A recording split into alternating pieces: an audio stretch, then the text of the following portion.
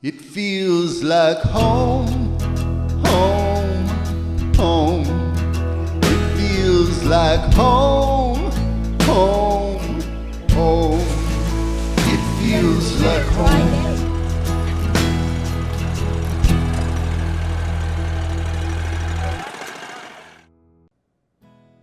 Hey there friends, welcome to Weldon Home. Today I'm going to be making cinnamon rolls, and those are one of my very most requested things. But today I'm making Amish style cinnamon rolls. There are 3 different kinds that I love to make. One of them is my rock and rollery cinnamon rolls. If any of you have ever had those, they come highly requested. And another one is milk bread cinnamon rolls, and I started making those because my husband and I would go to a local restaurant that is a husband and wife owned restaurant, and they have cinnamon rolls there that sell out every time we go. We go only on our anniversaries, and you have to request them early in the evening so that they're not all gone. But those are really, really decadent and yummy dessert style cinnamon rolls. And today I'm going to be showing you how to make Amish style cinnamon rolls that have an amazing caramel glaze on the top. So without further ado, let's get started. So first off, you're going to need 2 cups of whole milk and then 1 cup of oil. You can use, I have used corn oil before. I have used light flavored olive oil, but this is sunflower oil.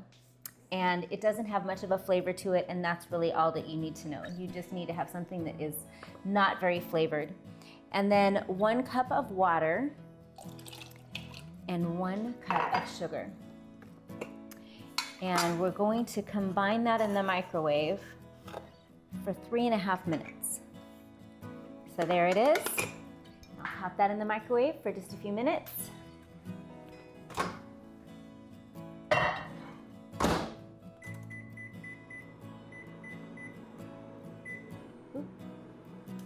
So we have some friends coming over tonight for dinner, and I thought I'd send them home with some cinnamon rolls because it's just a really nice thing to have first thing in the morning with your coffee. We're having them as dessert tonight because they are really, really rich with the caramel glaze that goes on top. But I'm gonna show you, it does have one ingredient that's somewhat unusual for cinnamon rolls, and that is mashed potatoes. So you're gonna need 1.5 cups of mashed potatoes. Now these are the instant kind. But if you had leftover mashed potatoes from Thanksgiving or from Christmas dinner, or you just make mashed potatoes a lot, do save 1.5 cups, and you'll need that. And then you're also going to need 4 room temperature eggs that you want to mix together and slightly beat those. You're also gonna need some yeast and some salt. For this part of the recipe, that's where we'll end, and then it's going to need some time to rise. And I'm gonna try and get a quick run in. It's always later than I want it to be, but it's getting cold and dark earlier, so I'm trying to get out there by 4 o'clock, and today it's 4:07, so I'm a little late. But I'm trying to get these to come together so that we have something awesome and wonderful for dessert tonight. I'll be making some shrimp pasta that's also really delicious and comes together really quickly. So anyway, those are mixed together well enough, and I'm just waiting for that to come up. Basically what I'm doing is just trying to get the sugar to dissolve. So once the sugar is dissolved, that's warm enough, and then I just give it a little stir. I'm gonna go ahead and put the yeast on top, and we'll see what we get. We're gonna try and let that bloom.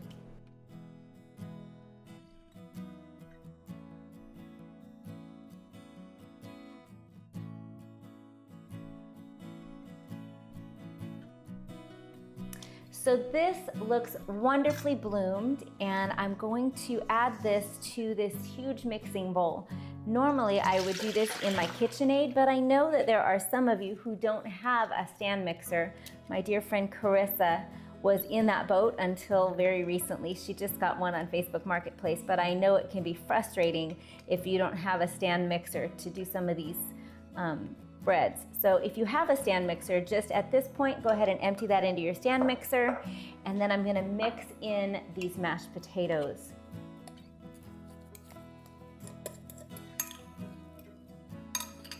And don't think of this as being anything other than like a potato loaf, if you've ever gotten potato bread from the store. So we're just gonna mix that all in till it's nice and smooth. And then I will mix in my eggs. These are 4 beaten eggs.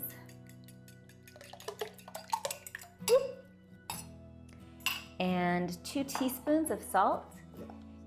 And then we're gonna try and put in enough flour to just get it to a nice stiff dough. And that can be anywhere from 9 to 12 cups, depending on how moist the day is or what your weather's like or where you live.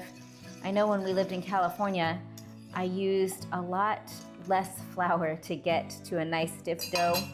But here we go, this is just 2 cups to start off with, and I'll get that to mix in. Lukey, would you get me another couple cups of flour, hun?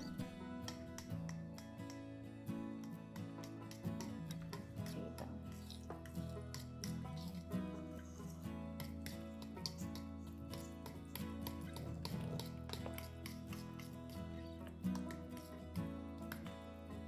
So here's 4 cups, and you'll just kind of keep mixing until you get to a nice stiff dough.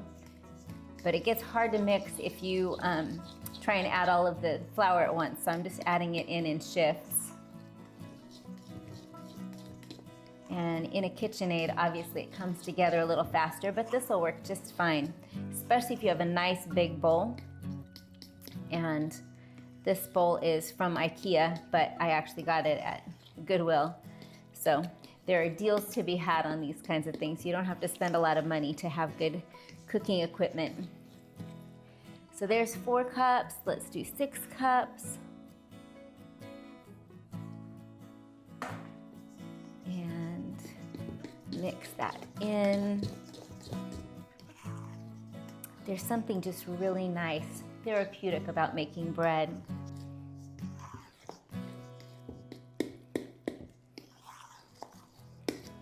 Can you see that? Got it?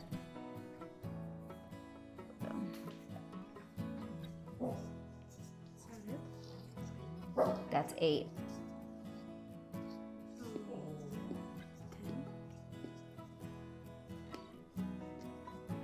Well, we'll see. We want a nice stiff dough.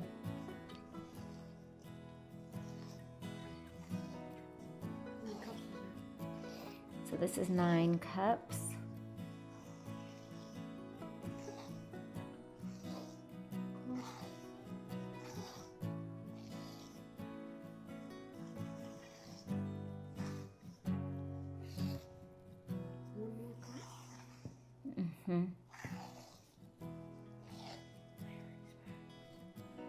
Great.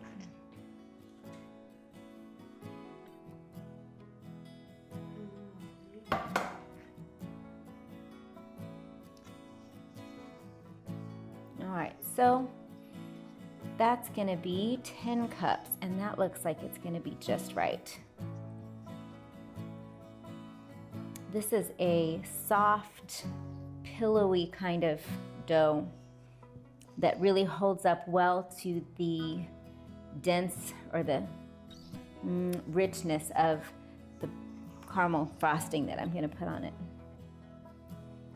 And really the caramel frosting, I swear I could just eat all by itself. It's super good.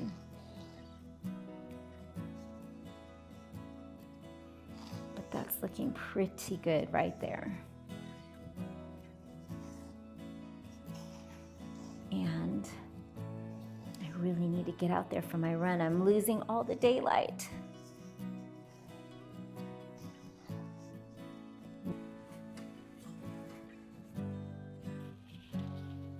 The golden light, it's in your hair. So it gets dark so early around here, but I did let it go a little bit long. You can see that it's massive and coming over the sides, but now we know that it's good and risen, and so I'm just going to get a little flour on my hands and then plop this out on the counter and work with it a little bit. It's still pretty sticky, and normally I would chill it at this point, but I've got some girlfriends who are already here, and so I want to send them home with some, so I want to just work with it as is.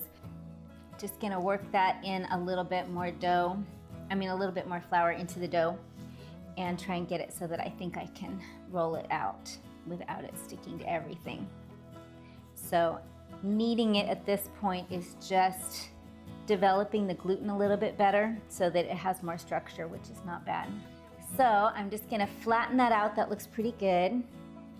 Give it a little more flour. Make sure I can pick it up. Good. And then I'm gonna grab my rolling pin. So, you know, whenever you're making bread, you're gonna get dirty hands, and that's just how it goes. But it's fun. It's like playing with Play-Doh when you're little. It's fun to form things and then have a nice result at the end. So I'll go ahead and roll this out into a nice rectangle. And then I have a stick and a half of butter that I have been getting to room temperature while I did my run. And yes, it was a lovely run, if you were wondering. It's such a pretty day today. So we want to go wide and long and nice and thin. The thinner that you can get it, the better, because that way you have the most brown sugar and cinnamon per bite, which is the best part of a cinnamon roll. The whole reason we eat them. You just want to make a nice rectangle that you can still reach the end of and roll. It's getting pretty big. This is a lot of dough. But like I said, this can be made with or without your KitchenAid, which is nice for those who don't have a stand mixer to know that it's very doable. Right, Carissa? Right.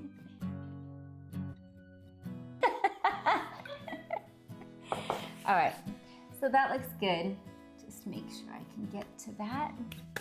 And then I need my spatula spreader.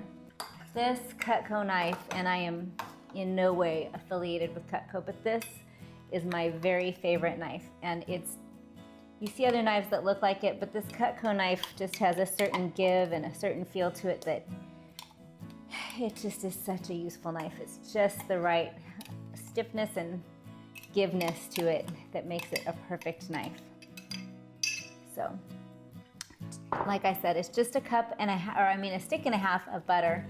And you don't want to use a whole lot more than that because this has a wonderful icing on top. If you're not going to use the icing for whatever reason, if you were going to just do a cream cheese frosting, I would probably add 2 full sticks of butter. But because we're making such a rich and delicious frosting for this, I would say go lighter on the butter than you normally do, or than I normally do. But do get it kind of coated all over that beautiful piece of dough. These are just so good and such a nice gift if you wanted to give some of these for Christmas. I'm sure any of your neighbors would be thrilled to get freshly baked homemade cinnamon rolls. I know I would, and I make my own all the time, but it's nice to have somebody bake for you. So to that, I'm gonna just sprinkle about a cup of brown sugar over the top. Just like that.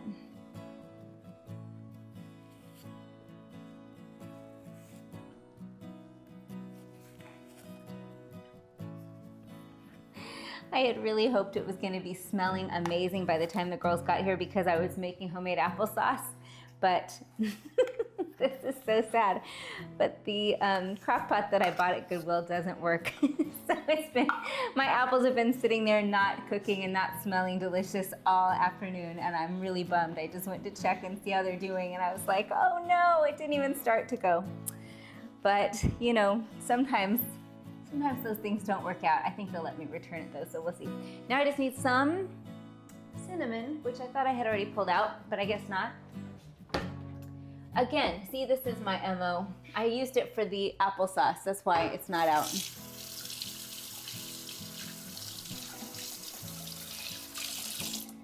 The applesauce was gonna smell amazing though, I promise. That's such a yummy smell. If you've ever made those like applesauce ornaments, you know that the house smells amazing when you're cooking apples and cinnamon. And you want to come back and forth, sort of like just typewriter, back and forth like this, and roll that up Rolling, rolling, rolling. Keep that roll dough rolling. I know, that's silly. All right. Rawhide, back from forever ago.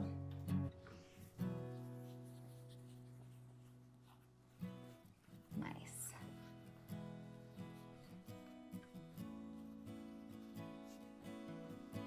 And you could put raisins in this. I know a good friend of mine just made me cinnamon rolls that had raisins, and I haven't had raisins in mine for so long because my boys are not huge raisin fans, but I loved it. It's so good with raisins.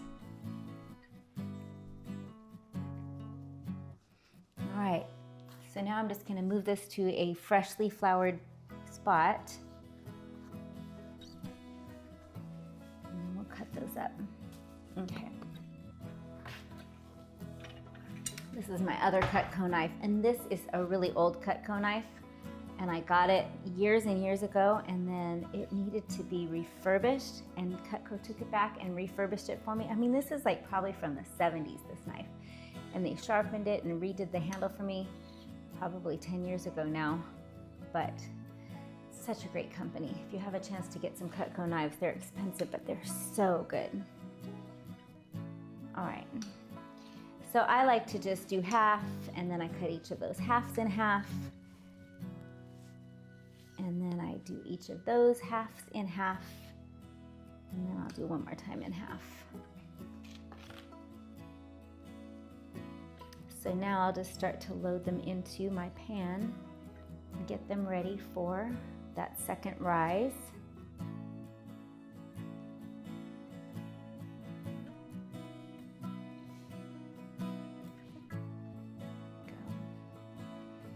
A new camera person behind the camera today, if you can tell.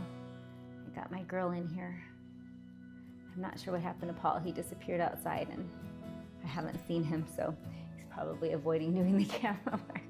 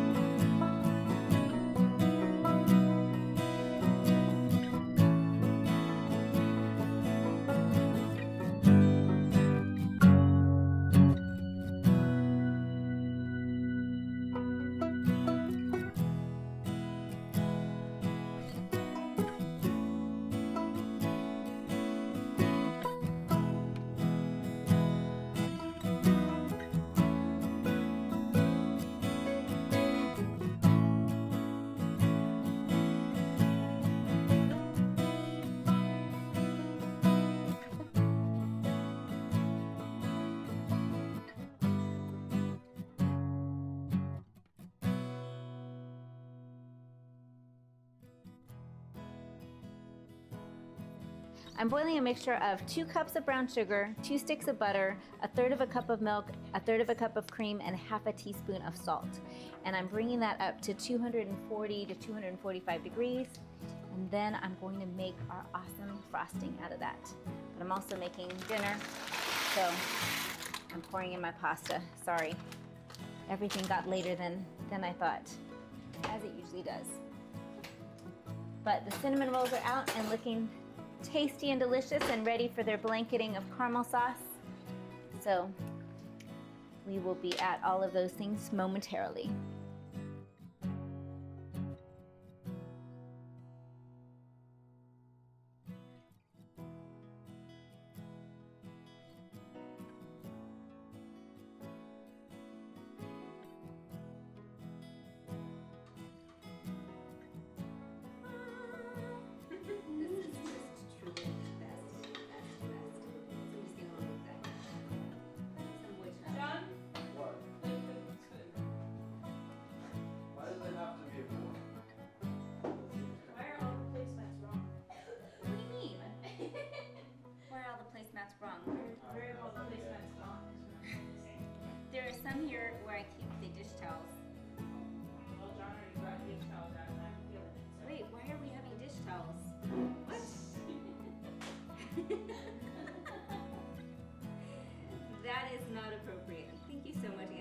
all of these people standing in. I'm like, Anna, Wow, quick, that do the looks video. so good. Is that like a maple icing? Yes, it's like a caramel icing. Oh my gosh, that looks amazing.